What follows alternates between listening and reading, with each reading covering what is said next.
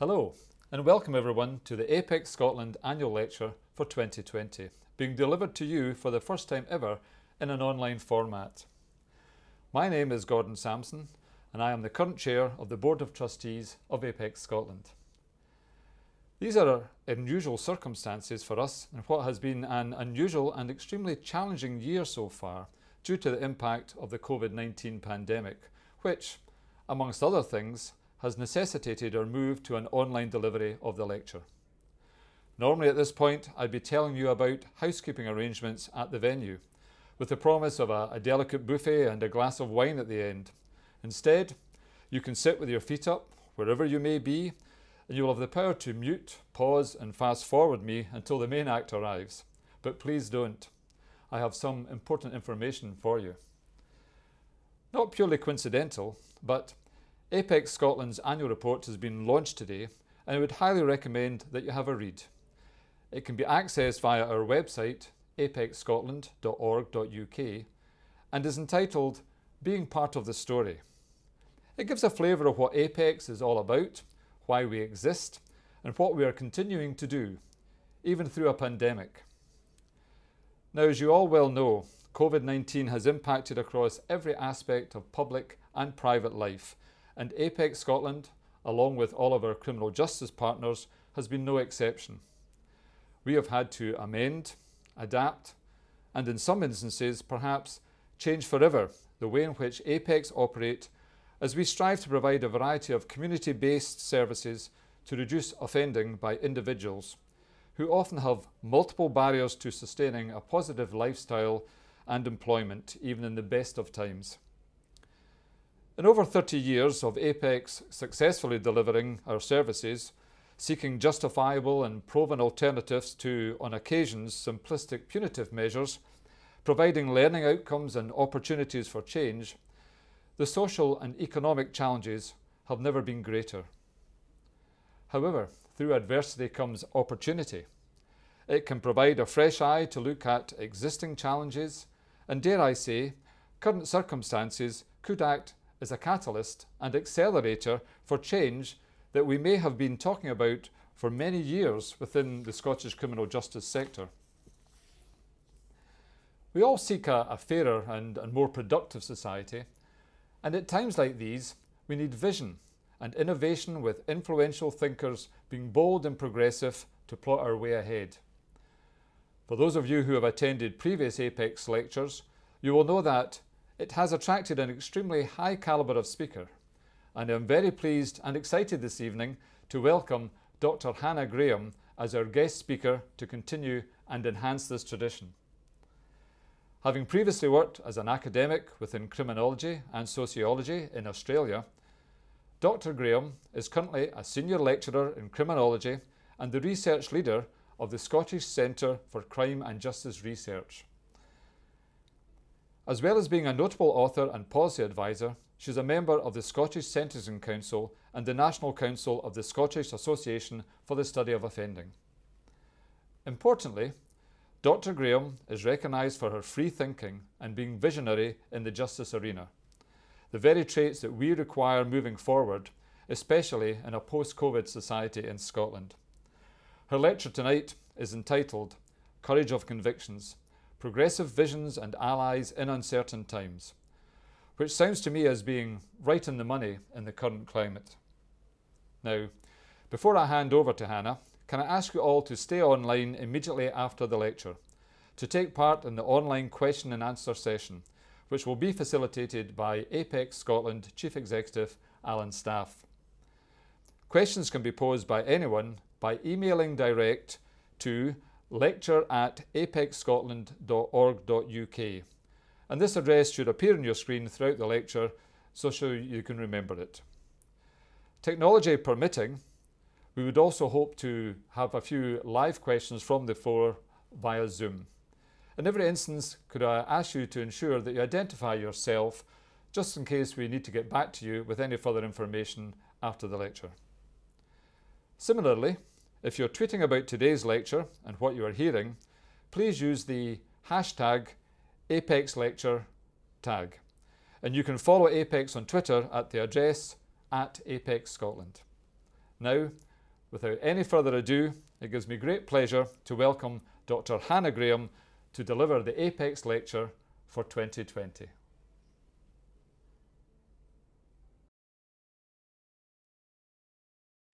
Thank you to APEX Scotland for having me give this lecture.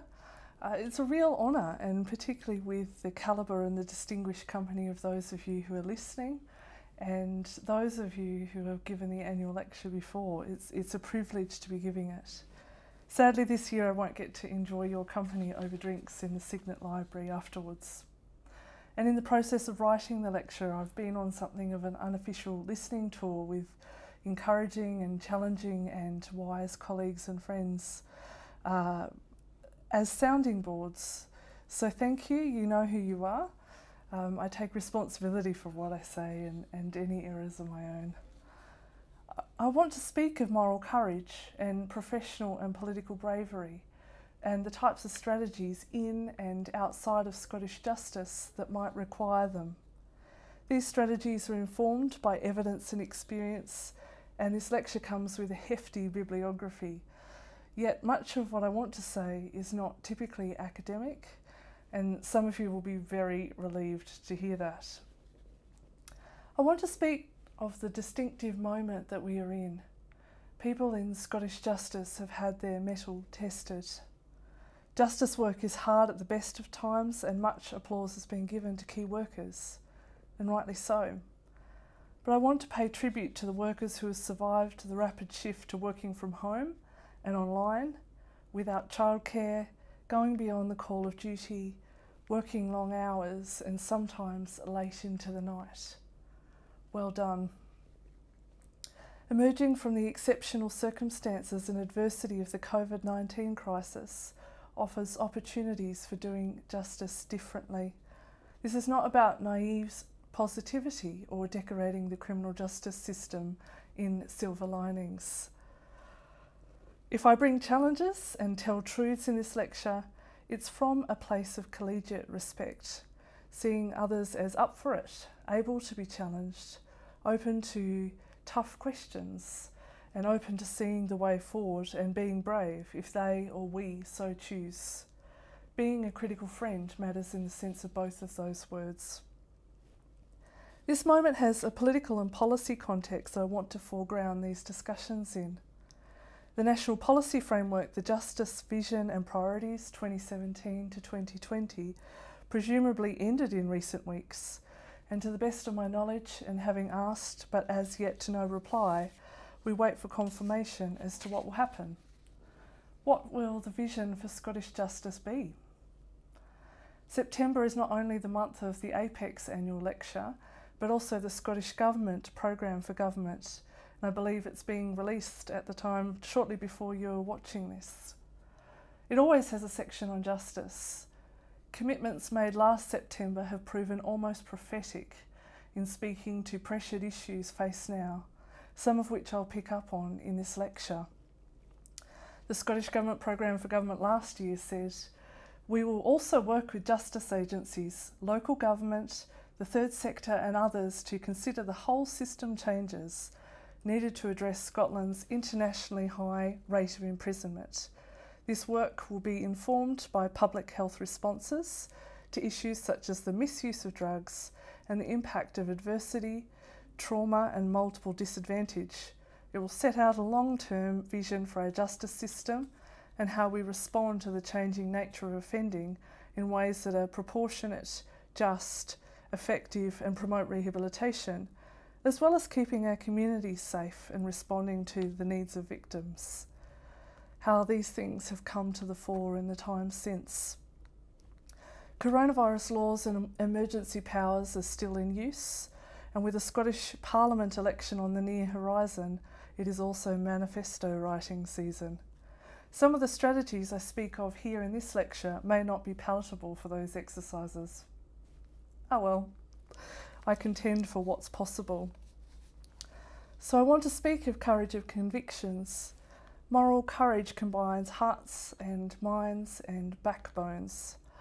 In thinking about moral courage in public life and policy making, Westminster-based ethicist Claire Foster Gilbert explains, Where is moral courage to be found? Not just in intellectual rigour, though it is certainly there.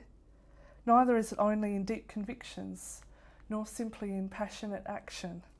Moral courage is found in a combination of all three. Doing the right thing for principled and intellectually defensible reasons, with passion and the weight of evidence and experience to back them.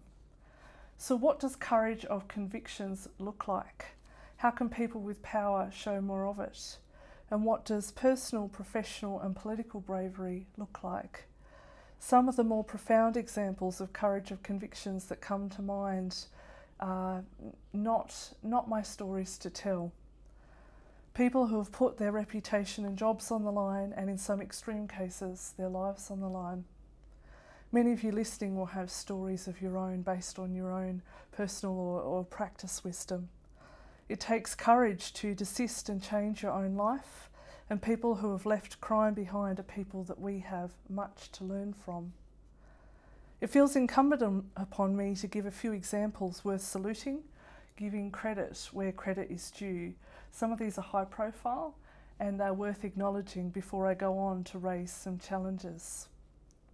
These examples range in scope and gravity, and how they are seen is subjective and potentially contested. Something that came to mind recently, and that a few people have raised in conversation, is the example where then Cabinet Secretary for Justice and MSP Kenny McCaskill made a bold decision, one that might be one of those moments in his career. And it was about the compassionate release of Al Megrahi, who was implicated in the Lockerbie bombing. I have no intention of making comments on the case itself or on the current posthumous appeal that is being pursued. But in an incredible speech at the time, he made it about the decision to release. Kenny McCaskill said this, and these are words I want to bring to the fore again. He said, "In Scotland, we are a people who pride ourselves on our humanity. It is viewed as a defining characteristic of Scotland and the Scottish people. The perpetration of an atrocity and outrage cannot and should not be a basis for losing sight of who we are, the values we seek to uphold, and the faith and beliefs by which we seek to live. Our justice system demands that judgment be imposed, but compassion be available. Our beliefs dictate that justice be served, but mercy be shown. Compassion and mercy are about upholding the beliefs that we seek to live by, remaining true to our values as people, no matter the severity of the provocation or the atrocity perpetrated." Some of the scale of the other things that I'll mention in this lecture are not that level of gravity or loss, but it is certainly true that those who show no mercy cannot be trusted with justice. We have to keep our humanity at the forefront, and what he did was a bold decision. In 2015, barely 8 to 10 weeks after becoming Cabinet Secretary for Justice, Michael Matheson scrapped well-developed plans for building a £75 million women's super prison, HMP Inverclyde. He said, "It does not fit with my vision of how a modern and progressive country should be addressing female offending. We need to be bolder and take a more radical and ambitious approach in Scotland." He's right. I really commend the tenacity of those who campaigned against Inverclyde, and I commend Michael Matheson and his team for stopping it. There are ongoing challenges with women's justice and those who still have cause to campaign, but of this specific decision, there's nothing to regret.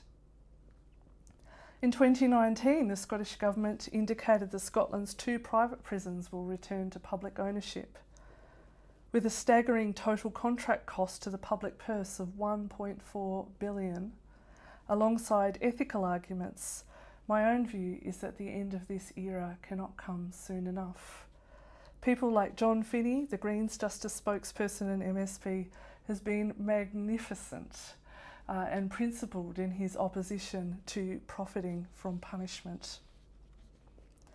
In 2020, much has happened in a short time.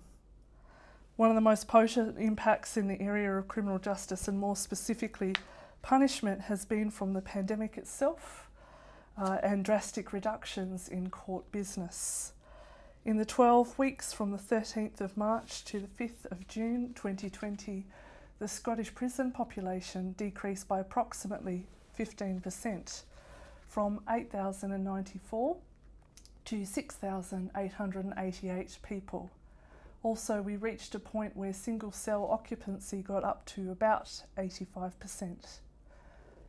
Using emergency powers, the rollout of security restricted mobile phones and virtual visits across prisons, as well as the early release of hundreds of prisoners, were decisions not taken lightly by the Scottish Government, I imagine. And they were also discussed with the Scottish Parliament. I recognise the cooperation, the grace under pressure and the hard work of the civil servants, the public servants and the third sector in making that happen. When recently asked in Scottish Parliament about the prison population numbers and conditions, Cabinet Secretary for Justice Humza Yousaf said this: "We certainly cannot go back to levels where we were pre-pandemic, which were above 8,000, at the peak 8,100. We just cannot go back to that situation for very humane reasons and for public health reasons. That would be unacceptable." I agree. In hearing those words, they are welcome. There was a lot of smiling, and the direction of travel that they imply is a good one. Something lingers on my mind that will linger even more as a reminder for those listening with practice wisdom and institutional memories spanning many more years than my own. We've been this way before.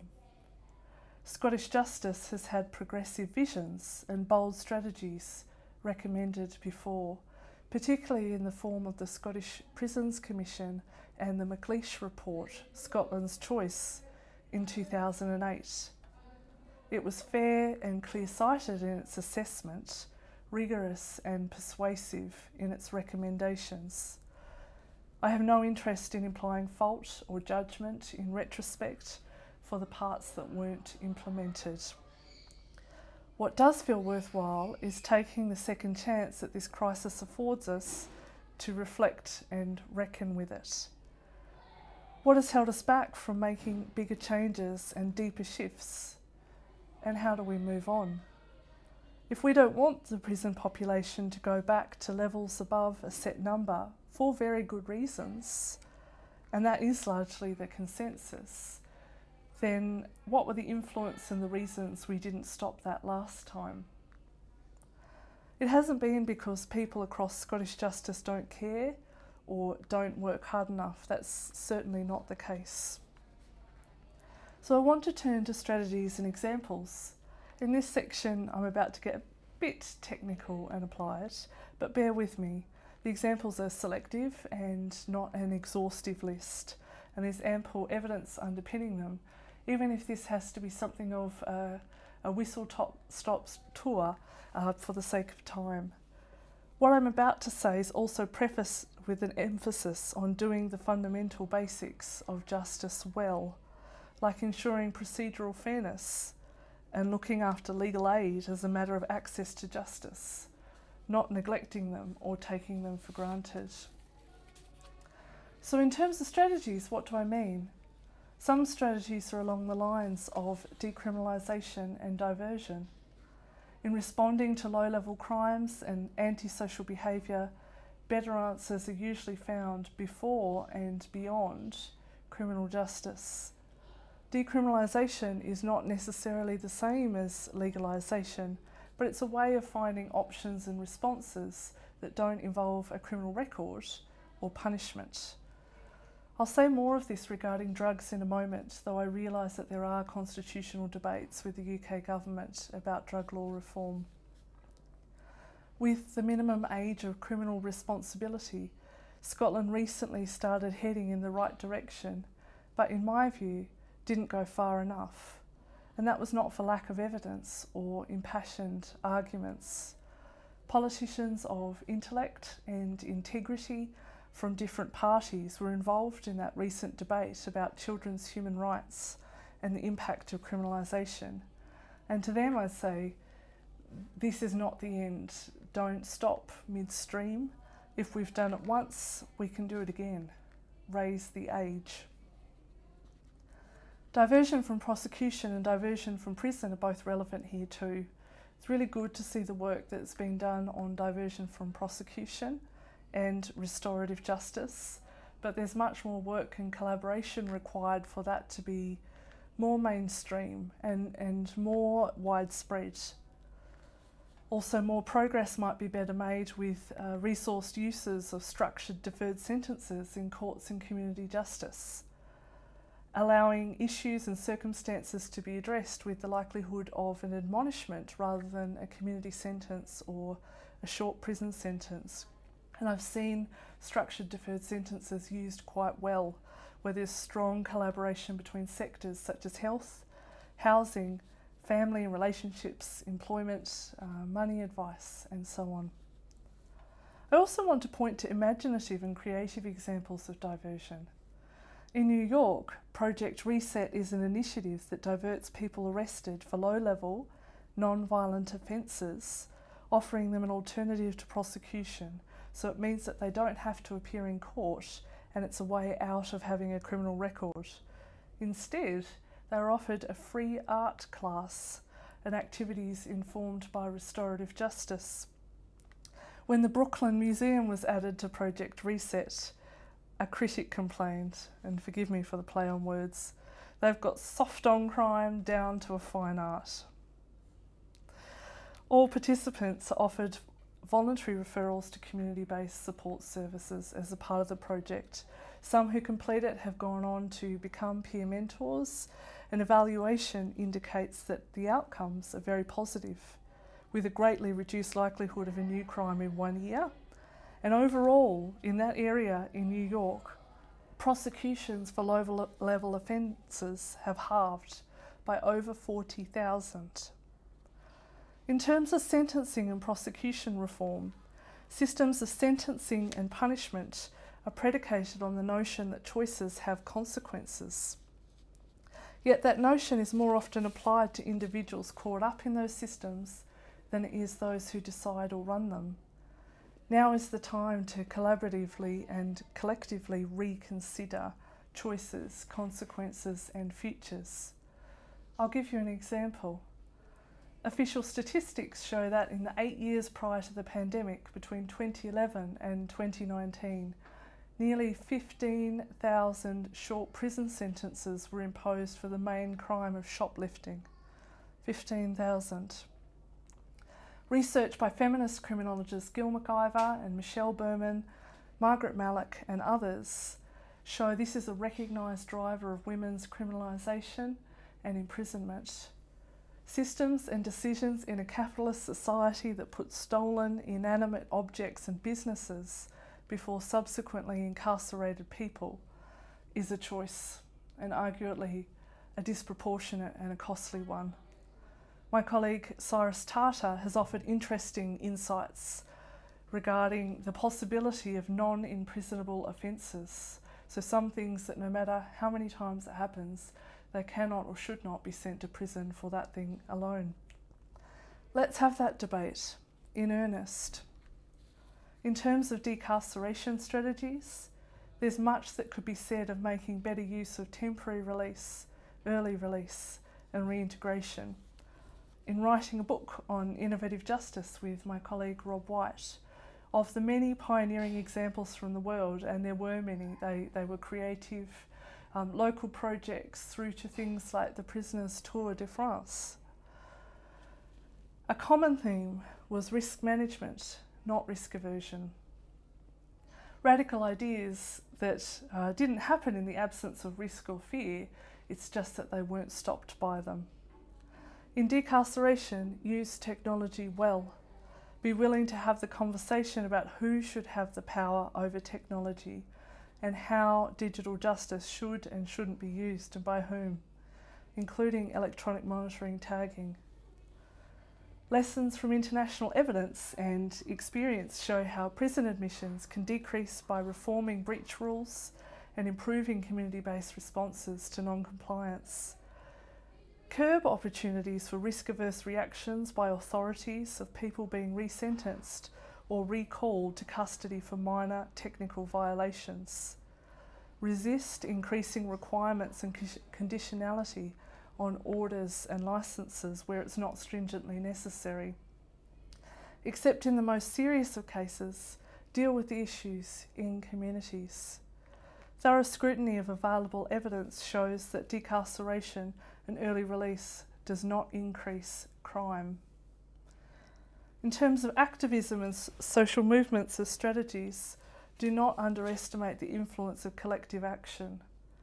This can take different forms for different issues of justice or injustice, but the one that comes to mind for me and will likely come to mind for you is that during this pandemic we have seen courage of convictions from Black Lives Matter as a social movement campaigning for an end to racial injustice, inequalities and discrimination, grieving the loss of George Floyd, Breonna Taylor and far too many on American shores, as well as Sekou Bayou and others closer to home. The American Civil Liberties Union has used campaigning and a raft of court cases to draw attention to racial and class disparities in the need for significant decarceration, and they've had a number of cases that they've won, resulting in tens of thousands being released. Activists have called for justice, doing justice differently, including a radical reconsideration and recalibration of the role of the police and redistributing power and resources to enable communities to better organise and take care of safety and well-being. From protesters through to those in power, Black and minority ethnic voices have been amplified. Here, that includes the grassroots, through to the work of human rights lawyer Amma Anwar, through to the recent Black Lives Matter speeches in Holyrood. There was truth-telling and tears in Parliament, and I had a lump in my throat watching it, while mindful that we need much more action to follow words. Being an ally is a lifestyle, not just a hashtag, and that implicates all of us at every level.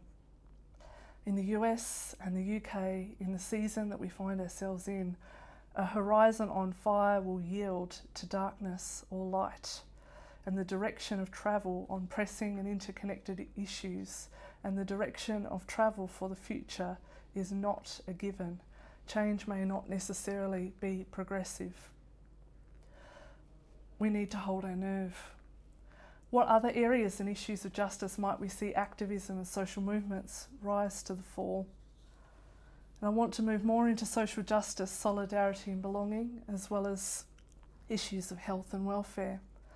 Austerity, poverty and inequality too often entangle with control and punishment.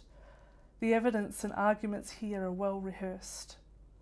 Half of the total Scottish prison population come from the 20% most deprived areas in Scotland. Of the thousands of Scots sentenced to a community payback order each year, a quarter are employed in full-time education or a government training scheme. Prioritising social justice necessitates investment in communities and access to goods and services and supports routinely afforded to citizens without convictions. At a systems level, as Scotland gains more powers over welfare and benefits, may we desist from conditionality, that is, stacking on the conditions, restrictions and sanctions to access resources along the lines of benefits or social security. Turn away from counterproductive and cruel benefit sanctions. May the relatively newly formed Social Security Scotland live up to their motto, putting dignity, fairness and respect at the heart of everything we do. Social security and community safety are related. There's a saying that good social policy is the best criminal justice policy.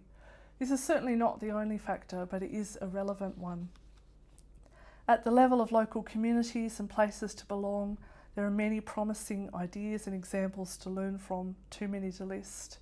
And this is where the third sector might be involved in their local communities. And again, this is hosted by Apex Scotland, who do work across Scotland.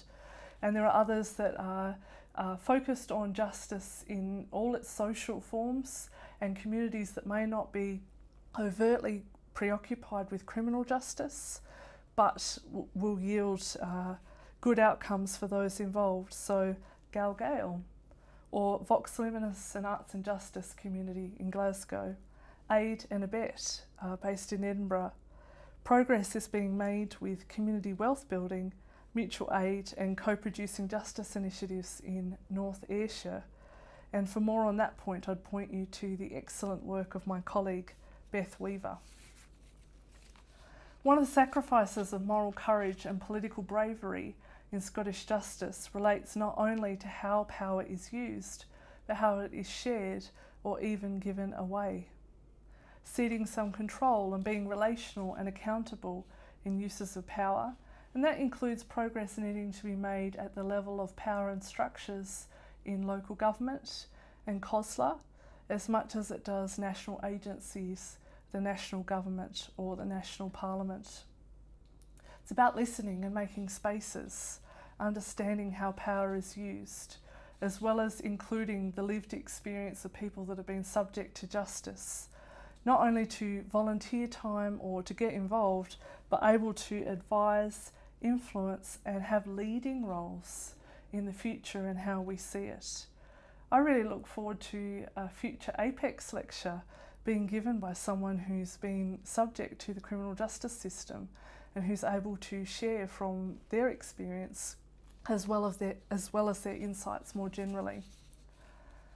So I want to speak of an area that I am unapologetically passionate about for a few reasons, and that's health and justice. In Australia, multiple members of my family have worked with people with convictions and addictions in a drug and alcohol rehab, in a drug court, mental health court, in prisons, probation and parole, where these issues too often turn up. Issues of health and health inequalities have turned up in every research project in my career as a criminologist. Outside of the bounds of research, I've been present when workers like justice social workers have found out with tears that those who work with are no longer with us.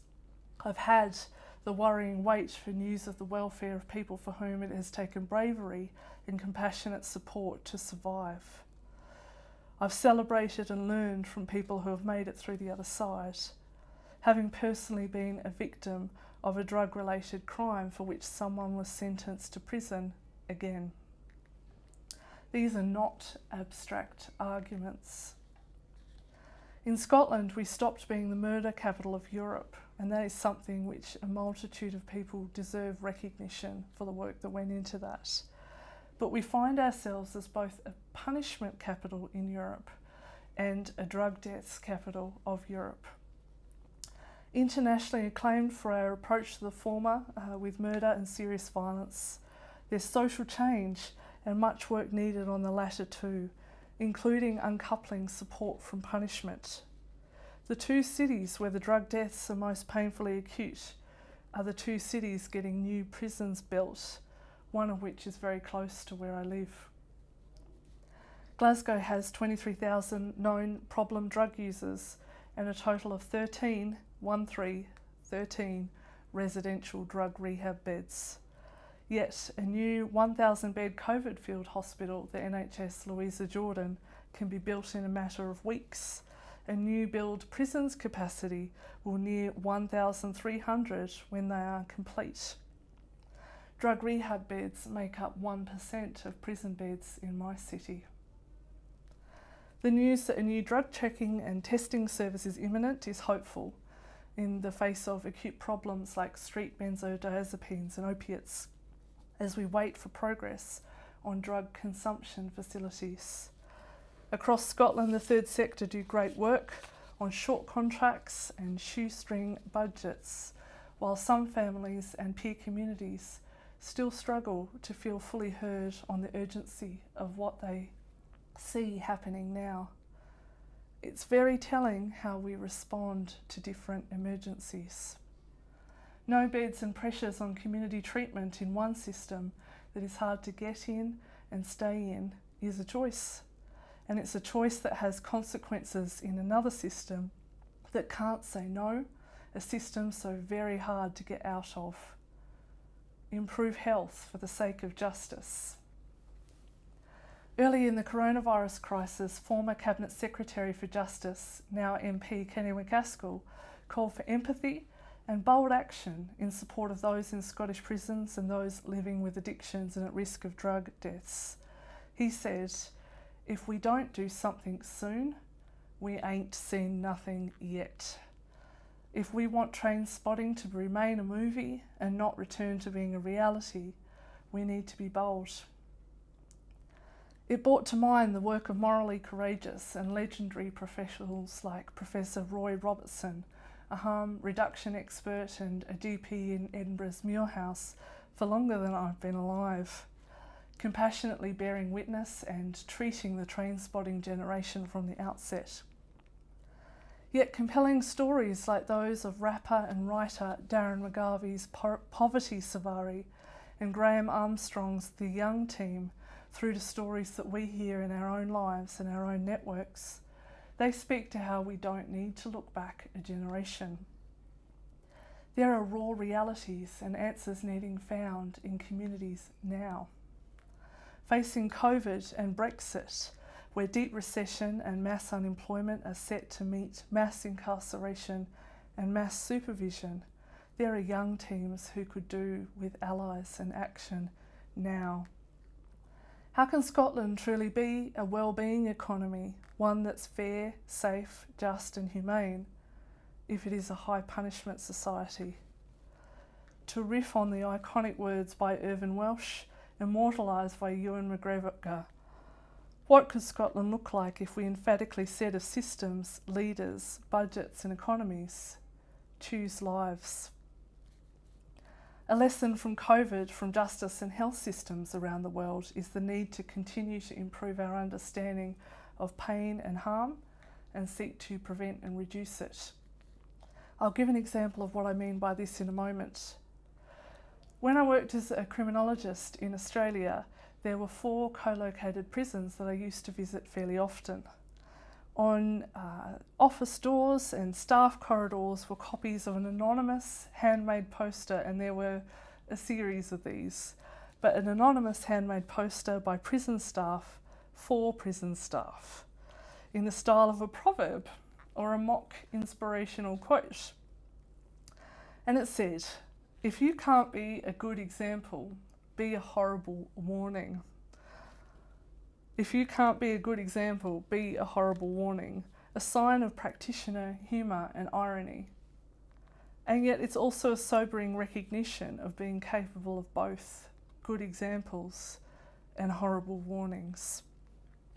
In Scotland, criminologist and dear friend Fergus McNeill's Apex annual lecture on probation and justice social work a decade ago in the Signet Library was titled "Helping, Holding, Hurting," and that was for valid reasons. It's both true that a lot of good work is done, and yet plurality and unintended consequences can still abound. The road to pain or harm or hell is often paved with good intentions. So in strategising and recovering from COVID, I want to warn of the need to avoid what I might call band-aids that wound, or bandages that wound. Things designed to help in one way may paradoxically harm or hinder in others. During lockdown, our prisons held people in cells the size of a small bathroom for over 23 hours a day for months, eating meals next to the toilet, in the name of infection prevention, but at what cost to mental health, trauma and institutionalisation. I understand the valid reasons why prisons went into lockdown, just as we had to go into lockdown in our own homes, but we should not shy away from seeing the experience in its fullness. It would have been really stressful for all those concerned, including the families of those who live and work in Scottish prisons. Emergency measures in the name of health, if too tight or restrictive, or if left in place for too long, may not serve the interests of justice and rights. So it's welcome news that the restrictions in prisons are easing.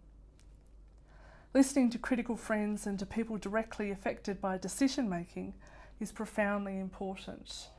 And with that, I want to applaud and thank the contributions along the way where we saw law and practice changing quite rapidly during the pandemic. And yet it was the Scottish Human Rights Commission and Howard League Scotland, among others, who spoke up with principled convictions to bring warnings. These are the voices that we need at the table. So I want to say this, being a high punishment society is not inevitable. It is possible that we can stop being an outlier in the Celtic Nordic arc of nations. I was in Helsinki late last year when a group of us met to discuss sentencing reform, decarceration and diversion, and the Finns explained their strategies and the factors that enabled them, but they also said this: large ships take time to turn. If Finland, Norway, the Netherlands can do it, then so in principle can Scotland. What is stopping us? And what are we afraid of? None of those other nations lack cries of soft-touch justice. They are not immune to the influences of right-wing punitive populism, but with a few exceptions, they have held their nerve and they have largely resisted it, particularly in their justice systems. The legitimacy of social grievance, and that's crime and victimisation, should not lend credence and stature to populists who seek to perpetuate a sense of crisis, summon outrage, and mobilise the politics of offence in their favour. Beware of moral entrepreneurs who repeatedly lobby for more control and restriction to become the norm and call for more severe uses of imprisonment. The very thing that accelerates a person's return to crime and to prison at higher rates than if they'd never been. That means more victims. Severity of punishment is not an effective deterrent. The reality is that there are few things that prisons cannot make worse. Our elites and those with power need to recognise the deep contradictions of this agenda too. Conversations about the future of Scottish justice will need to be much broader than what one person can cover in one lecture. So I hope that what I've said sparks thoughts and maybe imagination. Hear me when I say that the word uncertain is in the lecture title for a reason, not only to describe the times that we are in, but to, I guess, temper my own views and check my own privilege. I might get it wrong in what I say or how I say it. Others might differ and disagree, and there needs to be civility in the way that we do that. There are risks in pitching ideas, and there are even more risks in pursuing them. Some strategies for decarceration, diversion or decriminalisation might not work as intended, or get the consensus and the cooperation that they need. The strength of our relationships rise to the fore in times of crisis, and it is relationships among diverse allies that will be critical to making real progress in the days ahead. The COVID-19 pandemic is a landmark by which time will be marked as before and after, a time of rapid change and cooperation across Scottish justice. It's been hard, and yet there's been a camaraderie and a capacity for problem solving and grace under pressure that we can be proud of, even if it is circumstances that we really wouldn't wish for. In emerging from the pandemic and pursuing a more fair and just future, may our courage not be found wanting. Thank you.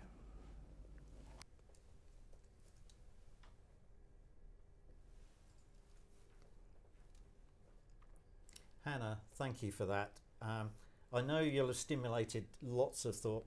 We've been receiving questions via email, and I'm hoping that people will take this opportunity to get a few more questions in. We'll try and respond to them. Unfortunately, due to the delays in starting, and I apologise to anybody who couldn't get in right at the start, that we're unlikely to be able to take many questions directly off the chat feed, but we'll try to respond to as many as we can. So Hannah, you spoke about needing political and moral courage if we're going to sort of move beyond the punitive approaches, which we know have only limited positive impacts, but we seem to be increasingly in a place where the court of public opinion has more power to generate change than researched or evidence-based approaches. And we often see public fears and prejudices used to make party political capital. In an adversarial environment like that, how can we ensure that the progressive voice is heard? Good question.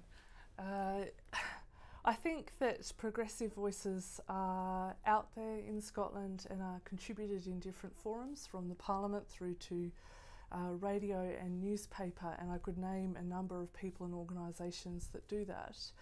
But I think the public opinion can certainly weigh in, not necessarily in generating change, although that can happen, but actually in maintaining and governing the status quo and making sure that we don't do some of the bold and morally courageous things that would be needed to work towards becoming a lower punishment society, or a society that did not have punishment, prison and community-based punishment as such a feature for so many of our population. So I think that concerns about public opinion is important, because public trust does matter. We are in a democracy, but actually a fair bit of it might be imagined or feared, and with reasons that link towards the proximity of an election, the proximity of whether you could be perceived as too unduly lenient in your decision making, the proximity of whether you're going to get a prisoner early release to your neighbourhood next door next week or not. I think that issues of convenience start to disappear and stigma can come to the fore. And so we do need to be quite a range of people with influence, good relationships, need to be a part of that. It can't only come from politicians, because the public would wish to hear across the news media from a range of people.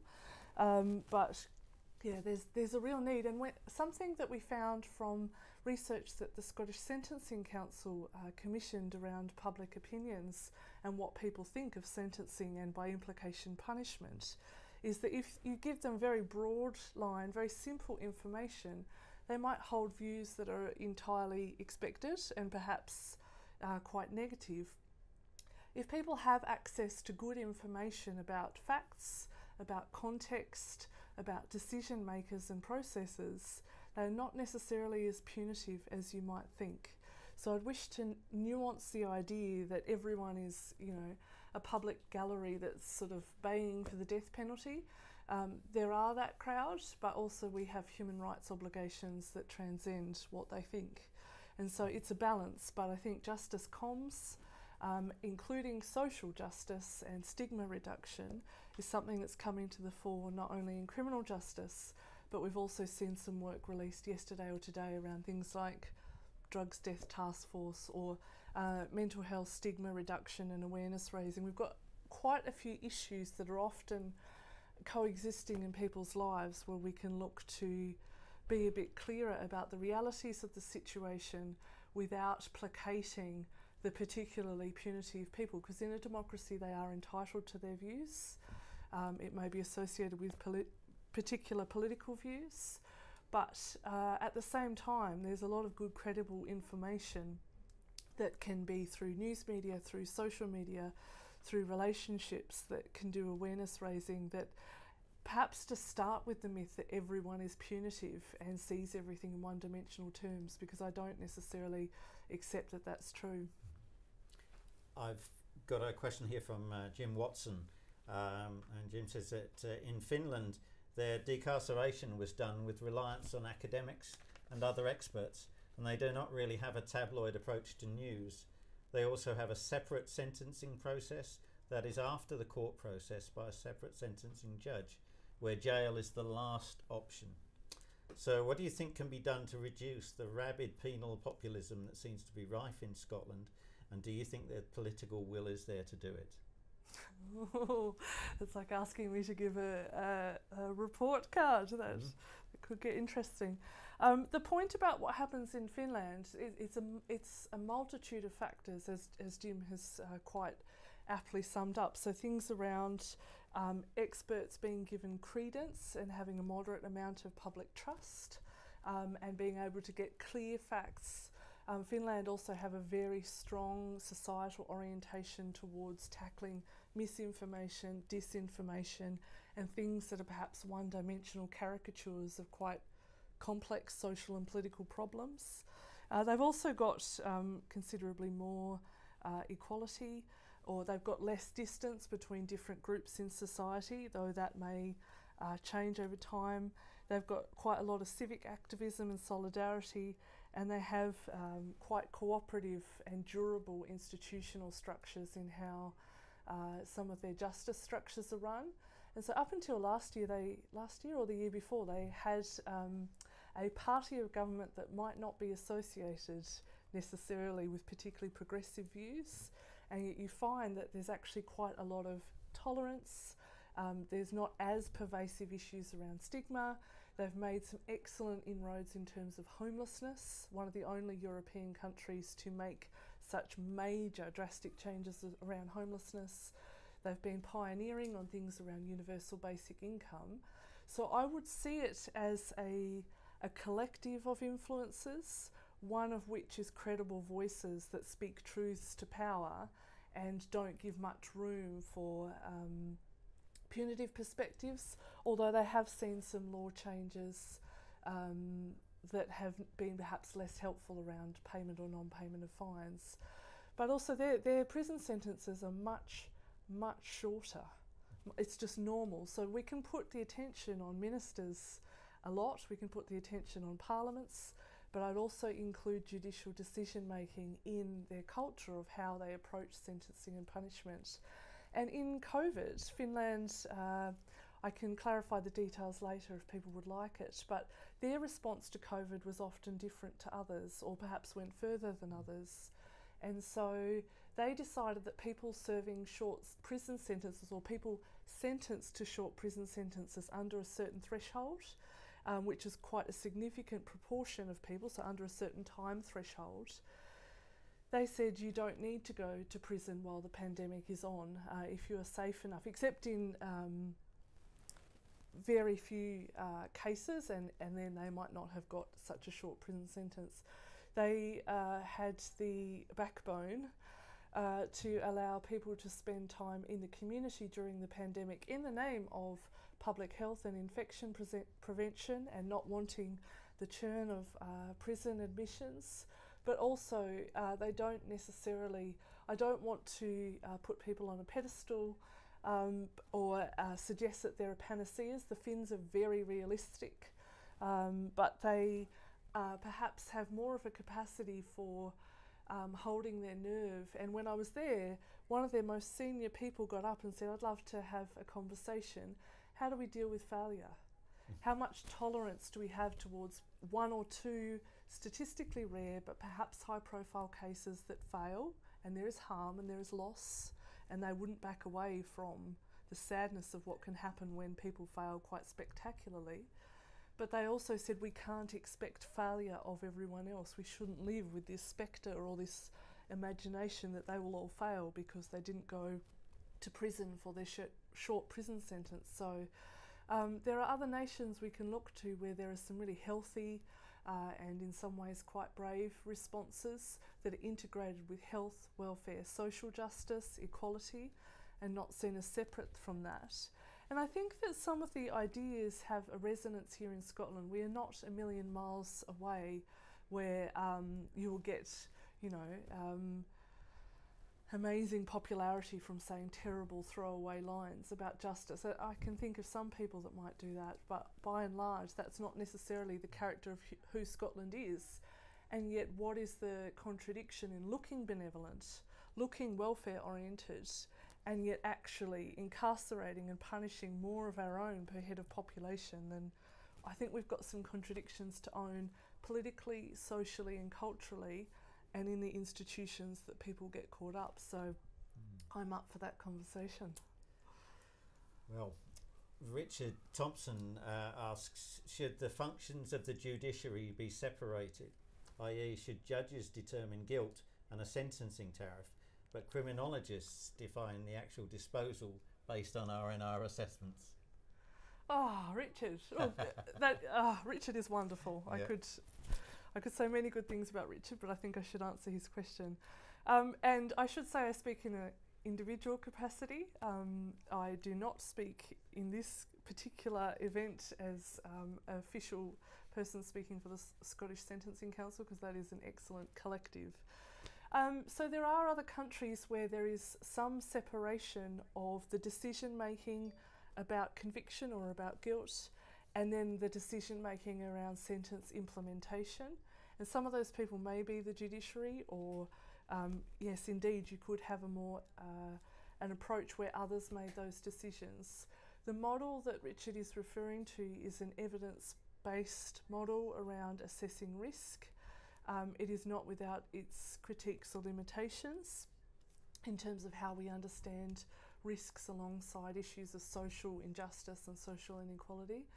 I think there's quite an appetite and scope for conversations, robust and healthy, diverse conversations that involve a certain level of different options of disagreement around what progress we could make in sentencing reform or change, and prosecutorial reform or change, and sentence lengths, the character or what constitutes a sentence, and whether it needs to be as harsh or as severe or as painful in certain circumstances as it often turns out to be.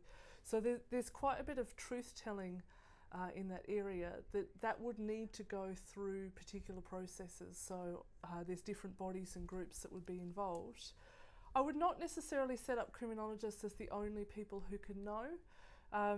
You know, I might get it wrong, others might get it wrong, and I think we have ideas and a wealth of evidence, but the reforms would need to be agreed to if they were going to be made, and still keep the independence of the judiciary, even if there are changes around discussions of normally non-imprisonable offences, or discussions on changing how much time is served of a very long sentence length. Other countries have had these conversations, they've made legal and practical reforms, and the sky has not fallen. Thank you, I agree. Our time is pushing on a little bit, but I wonder, there's a number of questions all around the same sort of thing, so if I can paraphrase. What, if anything, do you feel the current COVID pandemic has shown us, and what might building back better look like for justice?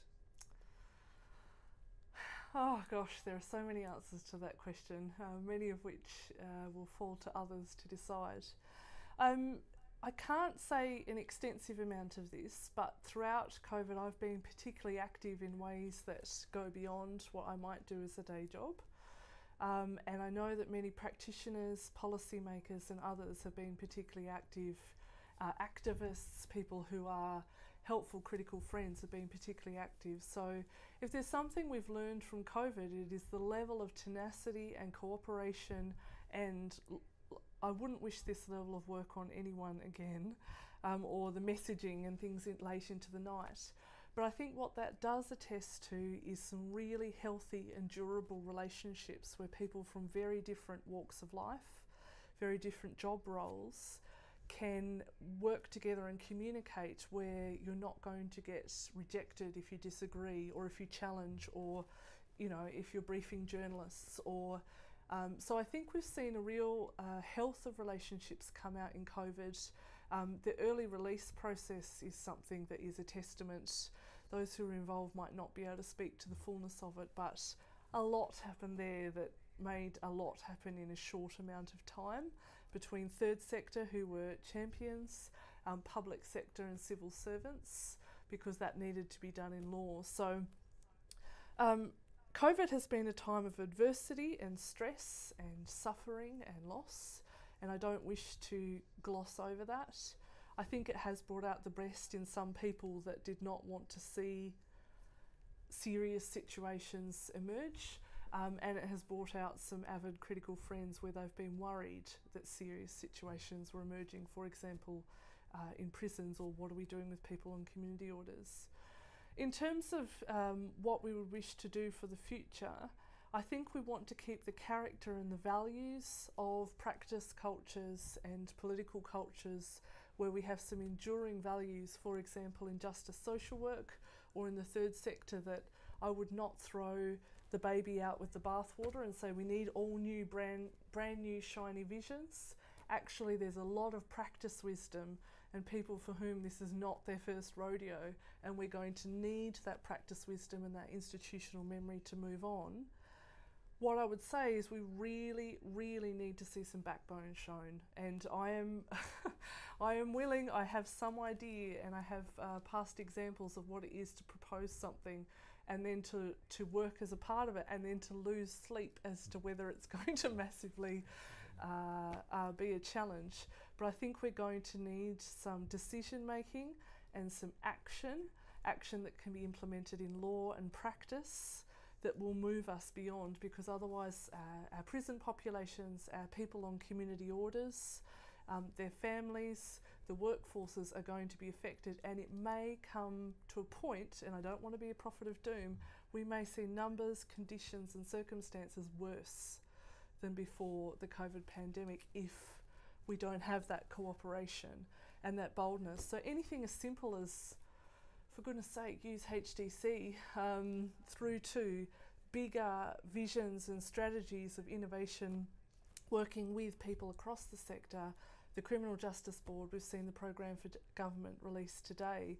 We don't lack strategies and ideas in Scotland, and we don't lack people with backbone. And I say that quite liking the people who I challenge on a regular basis. So now is the time, and time is of the essence. We actually need to do some things that might be uncertain in political or public realms, but I think good communication and just a willingness to do it.